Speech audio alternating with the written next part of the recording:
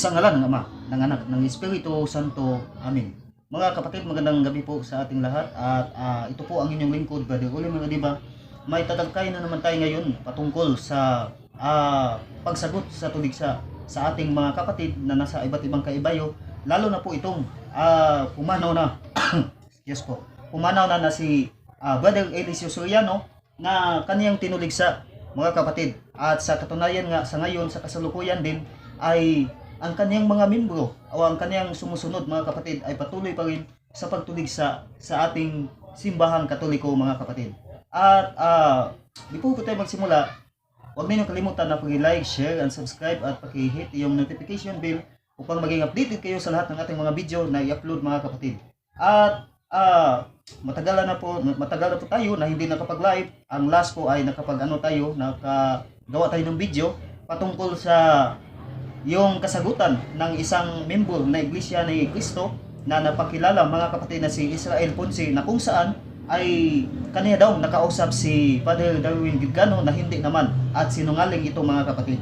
Ngayon, ang ating tatalakayin naman ngayon ay patungkol sa tinatawag na panuligsa ng ating kapatid na si Eliseo Soriano na pumanaw na ito, pero nagpatuloy pa rin sa panuligsa mga kapatid ang kaniyang mga membro. At tunghayan natin kung ano ang kanyang tuligsa at babalik tayo, pakinggan muna natin kasi may nagtanong sa kanya mga kapatid na patungkol sa panunugo ng ating simbahang Katoliko mga kapatid. Atin mo nang tunghayan si Brother Eliseo Soriano, anhing Brother Eliseo Soriano mga kapatid. Ito po. Brother Lee, bakit po ba nagsasign of the cross ang mga Catholic? Nasusulat po ba yun sa Biblia? Alin yun? Yung pagsa-sign of the cross po. Magsa-sign of the cross? Ganito kasi, pakinggan natin ang authority ng Catholic Church. Bakit daw merong sign of the cross? Hindi naman tayo mag-iimbento, hindi tayo maninira. Sa katisismo, ang sabi ganito. Sa pahina 3 ng maikling katisismo, meron pong nihil obstat ni Padre J.C. Abriol at imprimatur ni Padre Hernando Antiporda. Ang tanda ng Santa Cruz. Ang tanda ng Santa Cruz, ang ipag-adya mo sa amin, Panginoon naming Diyos, sa mga kaaway namin. Ano raw po yung tanda ng Santa Cruz? Ang ipag-adya mo sa amin, sa mga kaaway namin. Kaya pagkalimbawa, may nasa lubong na paru-parong itim. Bale, palabas ng bahay, nakasalubong ng asong itim, gabi. May umalulong na aso. Kumidlat. Kasi pang-adya raw, yung pagkukrus, pang-adya raw sa kaaway. Hindi ba yun na nakalagay sa libro? Bakit pagdaan mo sa tapat ng simbahan, may kaaway ba ron? Isipin nyo. Isipin nyo kung anong klaseng aral yan. Ulitin natin, lagay natin. Ang tanda ng Santa Cruz. Ang tanda ng Santa Cruz, ang ipag-adya mo sa amin, Panginoon naming Diyos, sa mga kaaway namin. Ano raw yan? Pang-aadya sa kaaway. Bakit pag nasa loob ka ng simbahan at natapat ka sa altar, nag-aantanda ka ng Santa Cruz? May kaaway doon. Yung pare. Di ba? Sasagot naman yung pare, malaki yung krus niya kaysa sa inyo. Pag-adya mo ako.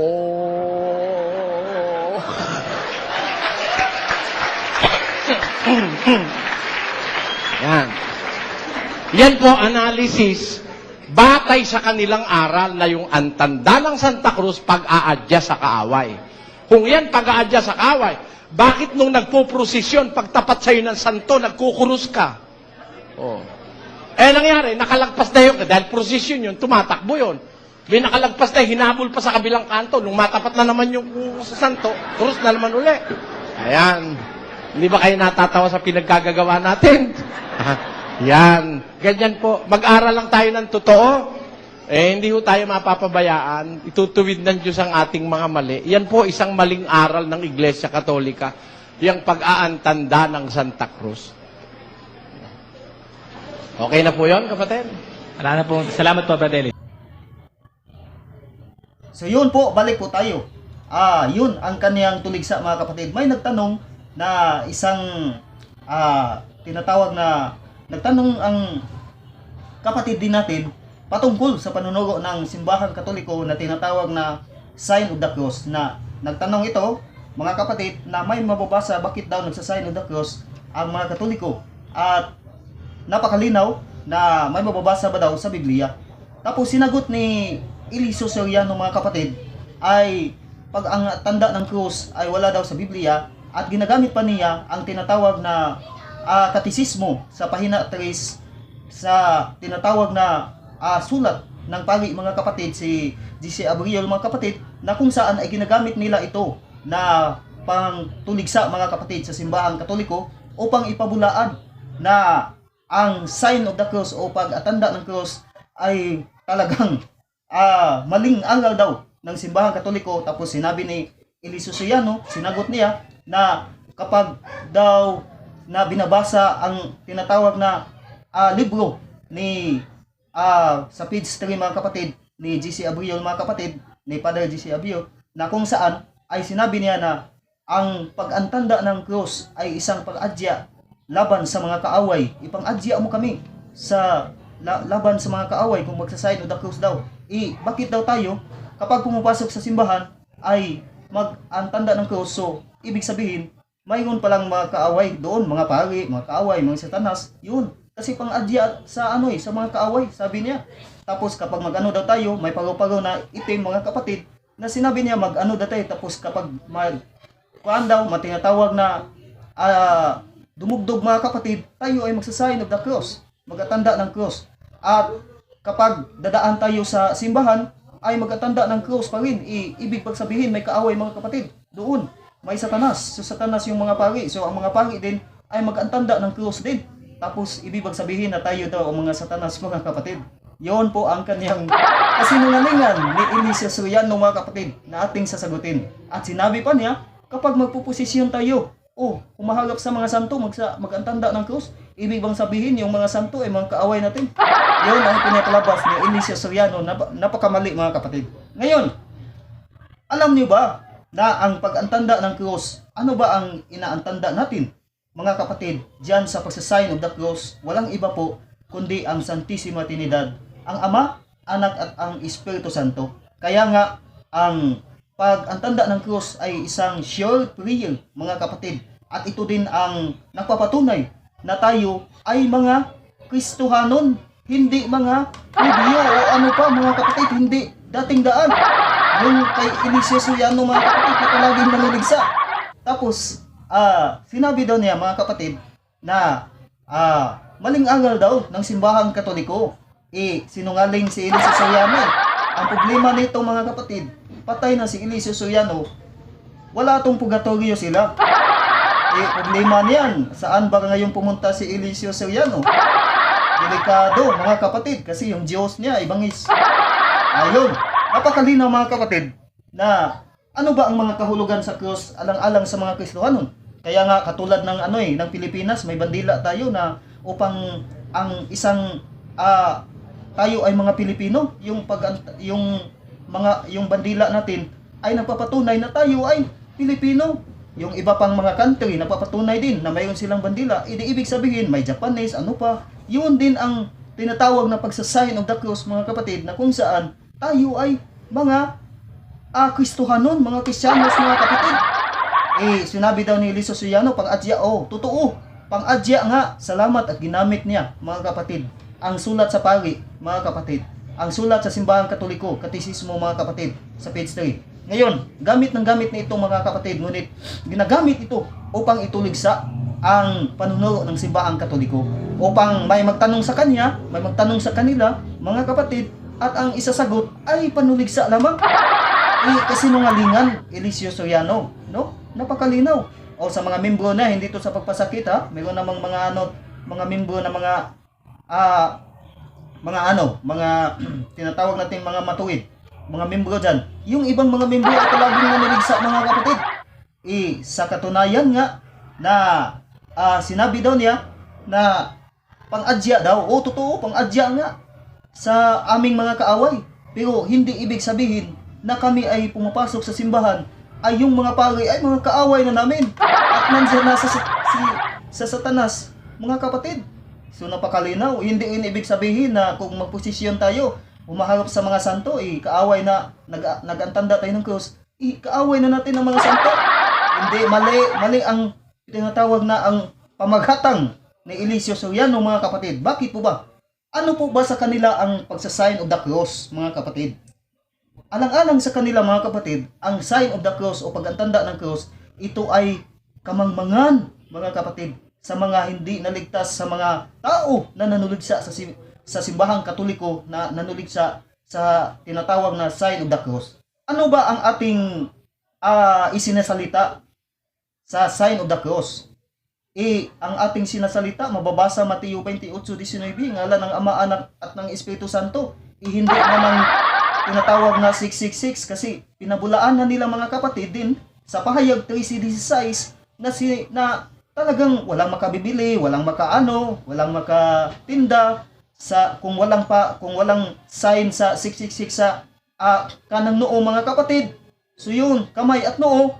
So ibig sabihin ay kanila din itong ginagamit na sign of the cross daw. Hindi, napakamali, mga kapatid. Hindi, si Eliseo Soriano, napakalaking supalpal, napakamali. Kasi yung pagpasok namin sa simbahan, hindi ibig sabihin na kaaway namin ang mga pari o kaaway ang isa't isa, kundi iyon ang nagpaantanda na kami ay mga Kristohanon. Kayo, ano ba ang sign ninyo na kayo ay mga Kristohanon? Wala. Sa amin, meron, mga kapatid. Napakalinaw niyan. At biblikal mo ba ang tinatawag na pagtatak sa ngalan ng Ama, ng Anak at ng Espiritu Santo? Biblikal po.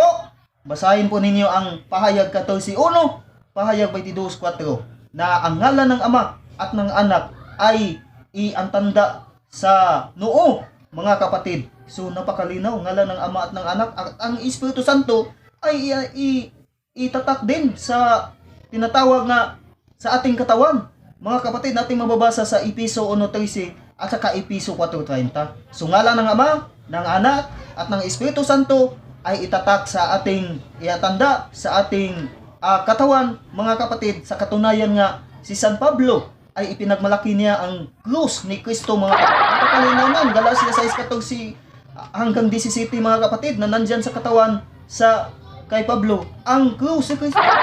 Napakalinaw niyan, ipinagmalaki pa niya. Si Eliseo Soriano, hindi ipinagmalaki, itinulugsa pa. Saan ba ipinako si Kristo sa krus? Nila, mga kapatid, para sa kanila. Kaya, sa pag-antanda namin sa krus ay hindi ibig sabihin na kami ay sumpain, mga kapatid. Ayon po sa Galacia 3:13 hanggang 14, na ginawa ito ni Kristo upang ang panalangin doon kay Abraham at ipabigay, ipamamahagi sa mga hindi mga Hudyo, mga kapatid. At ngayon, ano ba ang kahulugan ng cross para sa atin? Yun, napakalinaw niyan. Sinungaling si Eliseo Soriano. Kaya huwag kayong maniwala sa mga lalo na ngayon sa kanyang mga allegories, mga kapatid, na magtanong kayo, dito kayo magtanong sa simbahang Katoliko at simbahan ang sasagot. Hindi ang opinyon lamang na panuligsa, mga kapatid. Ngayon, basahin nga natin ang unang Korinto 1:18. Ano ba ang cross para sa atin, mga kapatid? At ano ang cross para sa kanila? Kaya nanuligsa sila nito, mga kapatid. Kaya sila ang tinamaan nito. Ito, basa natin. Unang Korinto 1:18. Basa. Ikaw na. Medyo may pa tayo, no? Kunting mga kapatid. Unang Korinto 1:18. Basahin nga natin. Ika muna, nagkano-ano yung natin. Ano ba to? Ika lang. Unang Korinto 1:18 ay ganito ang mababasa. Ito, basa, mga kapatid. Unang Korinto 1:18. Tunghayan ninyo. Ang mensahe tungkol sa pagkamatay ni Kristo sa krus ay kahangalan para sa mga taong naliligaw ng landas, ngunit ito'y kapangyarihan ng Diyos para sa ating mga naliligtas. Napakalinaw niyan, mga kapatid. Sino bang tinamaan nito at nanuligsa? Walang iba. Ang iba't iba nating mga kaibayo na sinabi nila, ang krus daw o ang pagtanda ng krus ay isa daw tinatawag na maling aral sa simbahang Katoliko. Ngunit napatunayan sa Biblia na para sa kanilang mga naliligaw. Sino ba itong naliligaw ng landas, mga kapatid? Yung mga nasa labas sa simbahang Katoliko, with all due respect, na naluligsa sa pagtanda ng krus, naluligsa sa tinatawag na pagsasign of the cross o sa cross, mga kapatid. Napakalinaw na para sa mga tinatawag natin sa unang Korinto 1:18, para sa mga naliligaw, mga kapatid, ito ay kahangalan, ngunit para sa ating mga naliligtas, ito ay kapangyarihan ng Diyos. Yun ang tama, mga kapatid. Kaya sa aming, sa theological, sa aming pagsasign of the cross, kami ay pumapasok sa simbahan o dumadaan sa simbahan, yun po ay pagrespeto. Kasi po, kami ay mga bininyagan, mga kapatid, at mga Kristohanon. Yun po ang pag-antanda na kami ay mga Kristohanon. Hindi ibig sabihin na kaaway na ang mga pari o may satanas dyan, mga kapatid. Mali! Ang theological mali. Sa Leviticus 19:30, napakalinaw na sinabi dyan, igalang ninyo ang aking sanktuaryo. O igalang nga. Si Eliso Soriano at kanyang mga allegories, hindi gumagalang kasi hindi mga Katoliko. Inuligsa pa ang sign of the cross, ang Santissima Trinidad. Naku, napakalaking nito, laswa na yung Eliso Soriano at kanyang mga membro, ha? Mag-ano naman kayo. Ngayon, napakalinaw nga sa Ezekiel 9:4 hanggang sa 6, mga kapatid, sa Jerusalem Bible o sa Biblia, mga kapatid, na napakalinaw na sinabi dyan na tatakanin niyo ng krus ang sino man, mga kapatid. Patayin ninyo ang walang tatak na krus sa kanyang noo, pero wag din yung isali ang mga may tatak ng krus sa pagpatay. Patayin ninyo ang mga matatanda, mga bata, mga kababahian na walang tanda ng krus, mga kapatid. Dapat kalinaw niyan, swerte ito ang ating mga kapatid. Hindi sila magtatanda ng krus, hindi pinapatay. Kasi ang Biblia may dalawang tanda, mga kapatid. Tanda ng 666, pahayag 3:16 hanggang 18, at ang pag-antanda ng krus, mga kapatid, na iantanda ang ngalan ng Ama, ng Anak at ng Espiritu Santo diyan sa ating katawan, sa noo, mga kapatid. Kaya nga, sa pahayag, balikin natin, 14:1, pahayag 22:4, Episo 1:13, Episo 4:30, na napakalinaw, mga kapatid, na biblikal talaga. At sa katunayan, mga kapatid, sa unang history, sa World History by O'Brien, page 144, mga kapatid, na sinabi dyan, early practices of the church, the sign of the cross, and the veneration of the martyrs, come from most ancient time, from the time of the apostle. Napakalinaw niyan. Kung ganun pala, ang pagsasign of the cross ay ang early practices of the church. Kaya sa Mateo 16:19, Mateo 18:18, Gawa 16:4, na ang simbahan ay may otoridad, mga kapatid. Kaya napakalinaw na noon pa man ang pagsasign of the cross, biblical yan, mga kapatid, na nandyan sa Biblia. Saan ba mababasa sa Biblia na may nagsasign of the cross na demonyo? Basahan niyo kami, ha?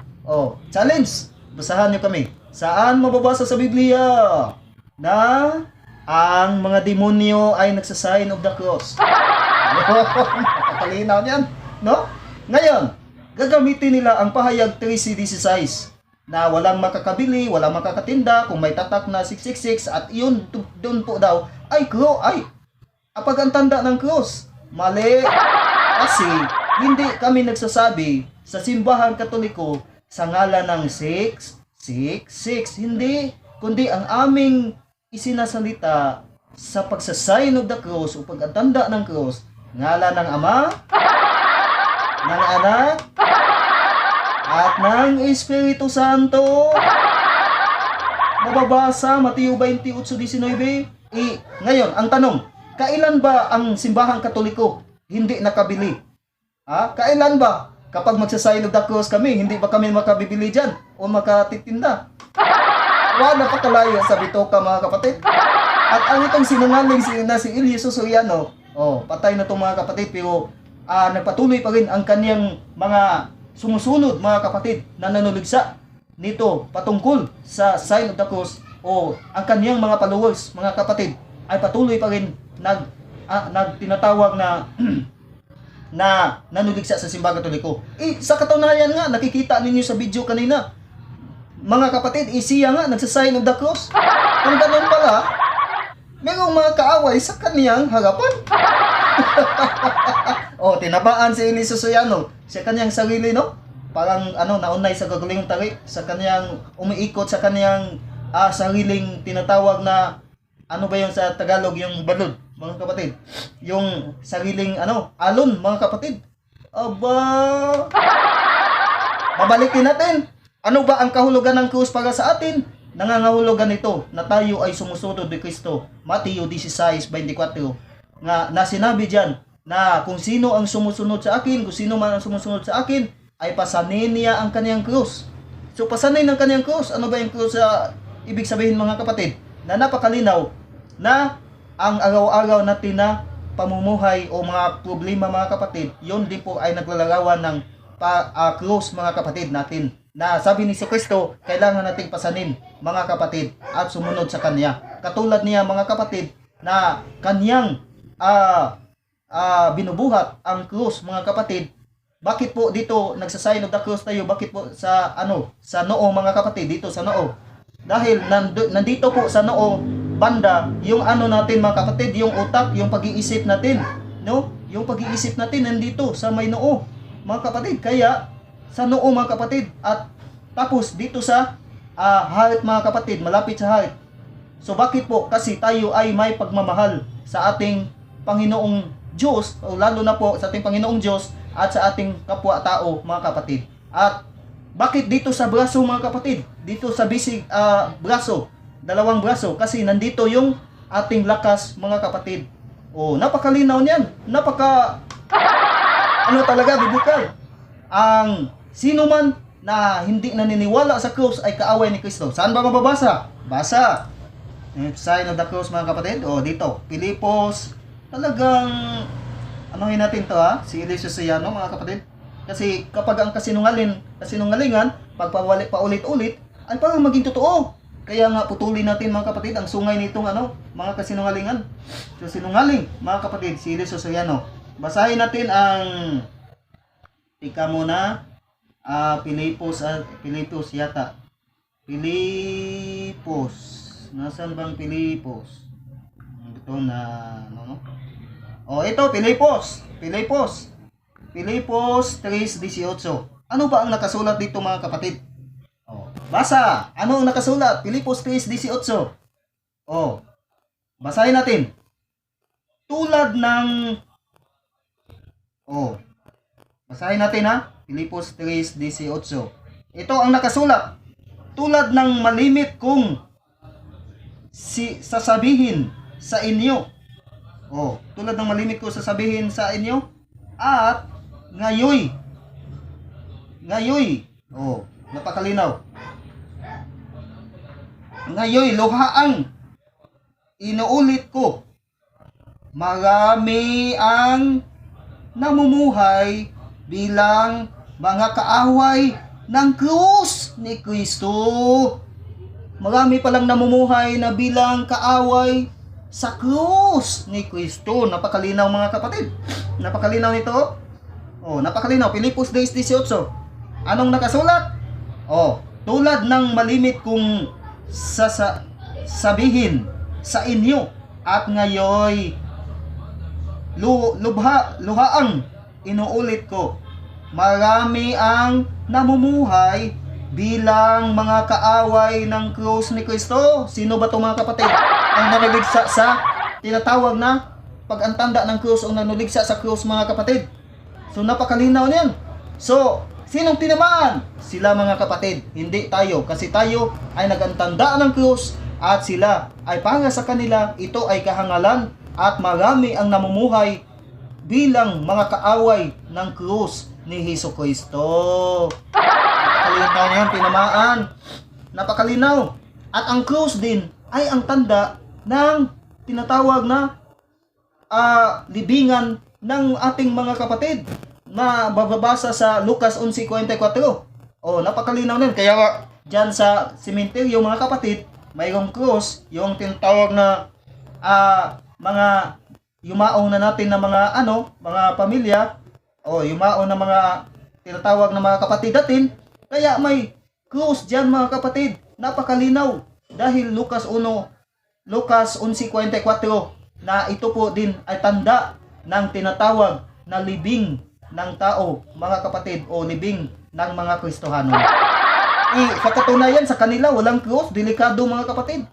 At noon pa man, sa panahon ni Constantino mga kapatid, na alam naman natin na si Constantino, sa history mga kapatid, ay marami talaga siyang pinatay na mga Kristiyanos mga kapatid. Siya din po ay tinatawag na manglulutos o umuusig sa mga Kristohano mga kapatid. At noon pa man ay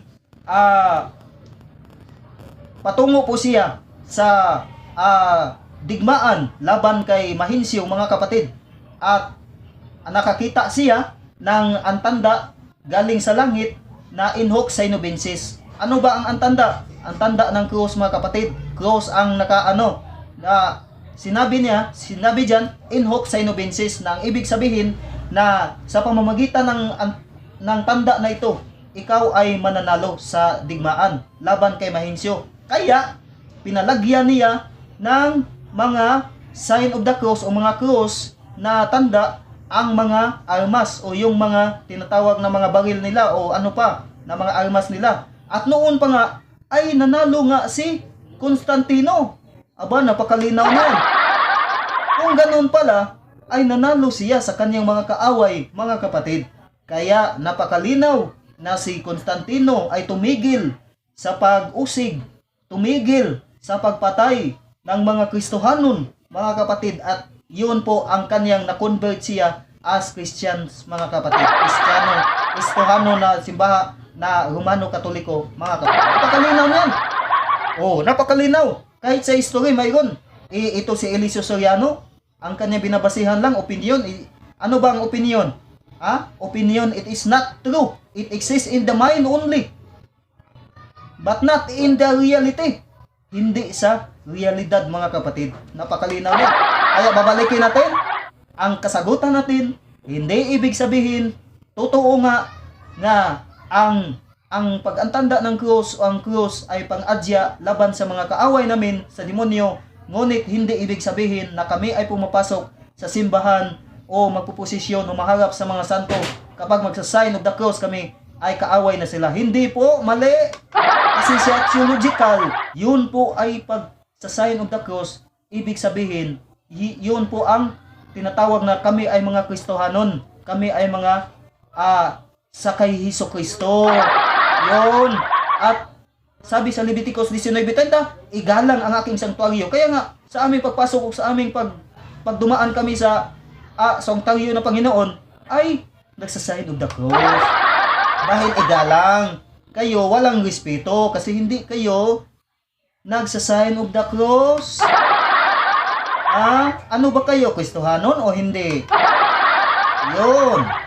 Tandaan ninyo mga kapatid. Babalikin natin Filipos 3:18 na sinabi ni Pablo, mayroong mga namumuhay na mga tao na bilang kaaway ng krus ni Hesus Kristo. Sino ba tong tinamaan?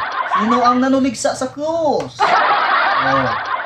Unang Korinto 1:18, ang krus ay kahangalan sa mga naliligaw, ngunit para sa atin, ito ay kapangyarihan. Kaya tandaan natin, magsasign of the cross tayo. Kaya nga, before tayo magsimula sa ating Bible study mga kapatid, magsasign of the cross tayo. Napakalinaw niyan, no? Talaga.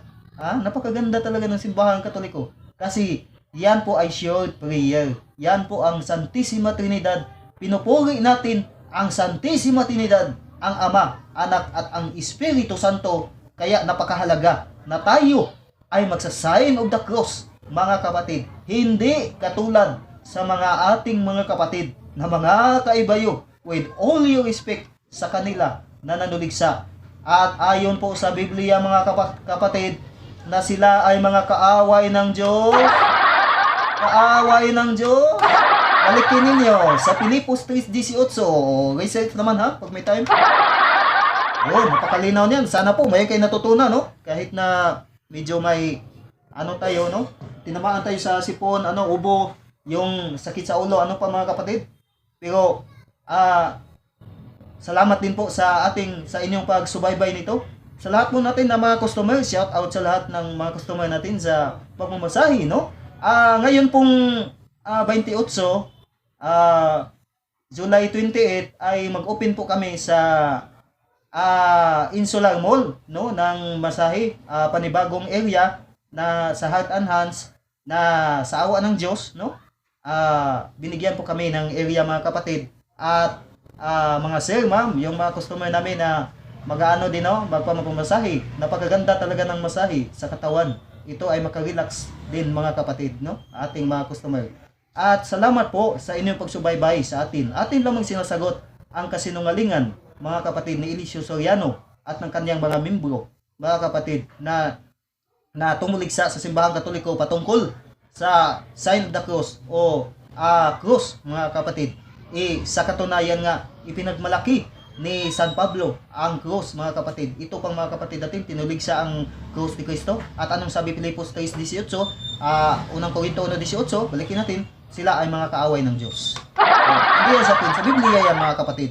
Kaya dito na lang po ako at marami pong salamat sa inyong lahat at shout out sa lahat, no, ng ating mga kapatid din, lalo na po ni Binigando King, no, at sa lahat, no, ng ating mga kapatid din, at ni Anthony Rodelio, ni Anthony Caballero, no, na CFD na rin, sa mga lahat ng mga Catholic defenders, no, dito sa Cebu, mga kapatid, at sa iba't ibang natin sa mga Catholic defender, mga magiting, no, sa punto po punto o sa Maynila, lahat po ng mga Catholic defender, at sa lahat po ng mga magsubaybay nito, huwag niyo kalimutan na kung hindi pa kayo nakapag-subscribe ay paki-like, share, and subscribe, at paki-hit na rin ang notification bell upang maging updated kayo sa ating mga video na i-upload, mga kapatid.